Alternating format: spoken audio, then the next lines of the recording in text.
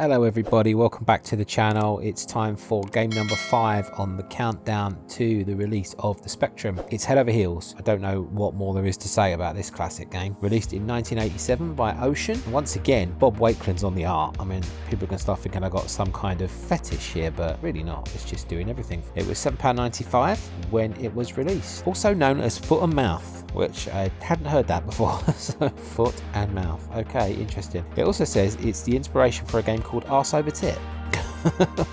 Which did make me laugh very much. It's making me laugh now. It's another game with isometric 3D graphics, of course. I'm sure you're familiar. And the list of awards just keeps growing, quite frankly. This one got first in the Best Arcade Adventure in 1987 Crash, first in Most Challenging Game. These are Crash Reader Awards, by the way. Second Best Game of 87, Second Best Graphics of 87, Second Most Accurate Review, Third in Most Imaginative Game, all in 1987. It was a CMVG hit, Crash Smash, Sinclair User Classic, a Your Sinclair Mega Game, and a ZX Computing Monster Hit. So there you go. Includes the following music, Greensleeves. And we have a bit more insight into Foot and Mouth here. It says Mark R. Jones recalls about the alias Foot and Mouth. It was called out almost all the way through development. It wasn't changed until it neared completion. I vividly remember John and Bernie coming to the dungeons at Ocean with the latest version to show at Gary. So there you go. Very, very nearly then called Foot and Mouth. Which I think wouldn't have been such a snappy title, to be perfectly honest. I guess it was probably changed as well, like, because it must have been released around the whole foot and mouth crisis, that time that was going on in the 80s, and that probably wouldn't have helped sales too much. So I'm guessing they made an executive decision on that one. Right, we're going to take a look at Crash, which was from April 1987. Some cool screenshots on here, as ever, and a bit of a blurry review, so I expect I'm going to have a lot of editing to do here because I'm probably going to read this very wrong. You won't know, well you might do in case it's a choppy edit, but you won't know hopefully if the edit goes smoothly, let's put it that way. In a far distant galaxy many light years away lie 4 worlds enslaved by an evil empire. On each, unrest simmers, suppressed by the dictatorial emperor who rules his territories from the planet Blacktooth. Neighbouring worlds look into the dark skies and wonder. In fear, they send 2 spies from the planet Freedom to kindle revolution upon the slave planets and recover the crowns that have been lost. Only in this way can the might of the Empire be fettered. The spies they send are Head and Heels, 2 bubble-bodied creatures living in unity. Both have different abilities. Head descended from flying reptiles and can jump twice his own height and guide himself through the air. On the other hand, Heels has legs like pistons and is a powerful runner capable of leaping his own height. When together, Head sits like a lady's Sunday bonnet on Heels' head. Gotta say, I never knew the backstory of this game before.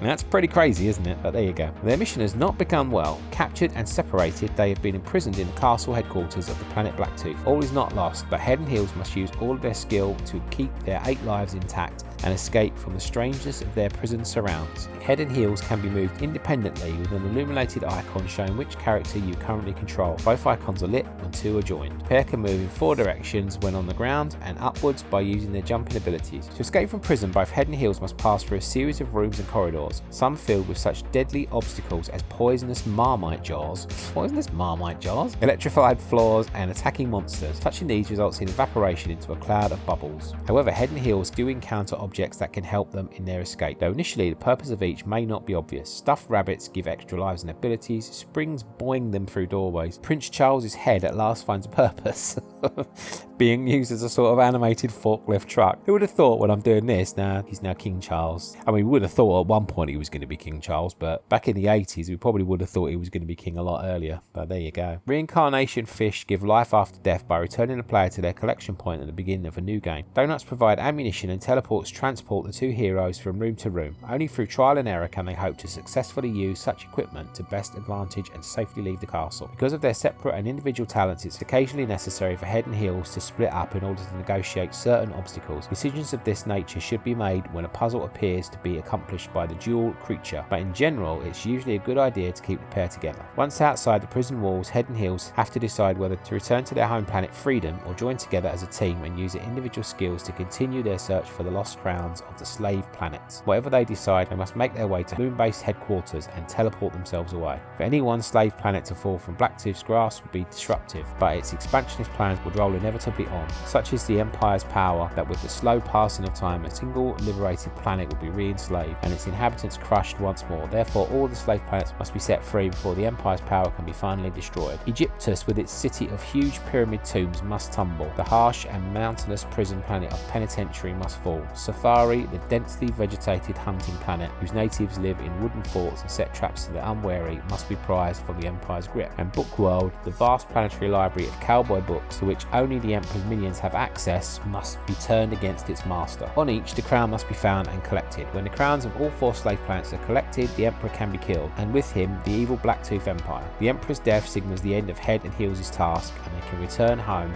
to their planet freedom to be acclaimed as heroes. That is a heck of a review, and I'll be honest, it's filled in a lot of backstory for me that I never knew existed. I have not finished this game, and there's a reason why. Looking at this, actually, it's got over 300 screens. I did not know that. It's a heck of a long game, and to do that with 8 lives back then was hard. I think it's going to be a little bit more manageable with saves though, so that's going to be cool. I'll just read a few of the bits on here. No point in looking at definable keys and all the rest of it. Use of colour, monochromatic playing areas with colourful icons, graphics, excellently detailed characters and settings, adequate title tune and bright atmospheric effects. Skill levels 1, 300 screens, that's mad. The best fun you're likely to have with a Spectrum for quite some time. Presentation 90%, graphics 97%, playability 96%, addictive quality is 95%, value for money 91%, and overall 97%. What a score, heck of a score. Let's look at the criticisms. I don't think they're going to be criticisms, but we'll have a look at them all the same. There have been quite a few games of this style lately, and pretty as they may be, many have been severely lacking in gameplay. Happily, the 2 programmers have worked extremely hard to make Head Over Heels one of the most fun to play and absorbing games available at the moment. The problems are all excellent, some are fairly easy, while others require a lot of thought, time and patience. The graphics are awesome, the meticulous attention to detail was similar to that in Nosferatu, but the overall effect is much better. Sound could do with a little tuning, but it's generally good. There are loads of effects during the game,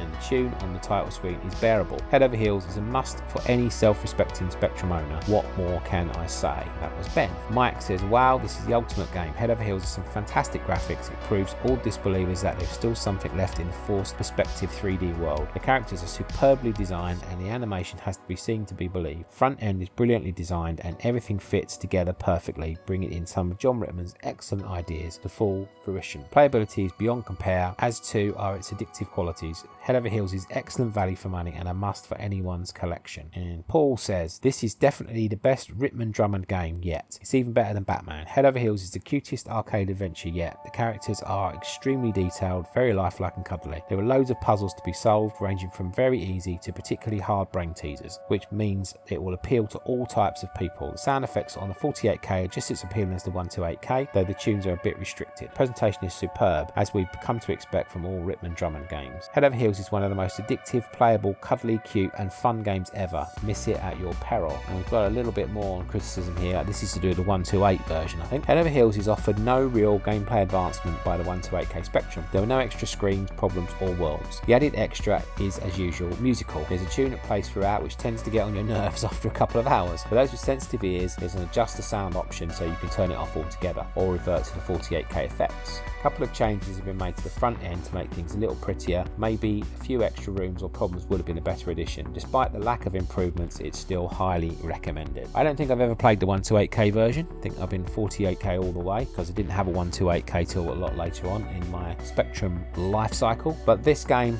yes, they've said everything that needs to be said about it. It's a classic. I got to admit, I did not know the storyline, so that's an eye-opener for me. Personally, it says a lot about this game, really. I owned it for years. I've played it so many times. I've done comparison videos on it on my channel as well, and I'll try and leave a link in the description for that or a link in the cards on the screen. But I've never actually known what the story was, and I never really cared because it's so much fun to play that you don't really go into it worrying too much about the story. I mean, I was going around collecting the fish and the donuts and the bunny rabbits and not knowing why I was doing it. I know what benefits they were giving me, but at the time it didn't really matter. It's just a game you can drop straight into and play, and it's fun and despite there being a story, clearly, you don't really need to know it. It's just a fun game. It's a beautiful looking game too. So I'm pretty sure most of you know what Head Over Heels is like. Let me know if you've ever beaten it, because I actually haven't. So I'm looking forward to digging more into this one with the multiple saves, potentially with the rewind if you get some frustrations. I guess it's usable on this one, because I think it's an excuse if you've got over 300 screens and only 8 lives. You might actually want to use a bit of rewind on this one, but I guess if you're a video game purist, you probably won't. That's obviously your call entirely. I am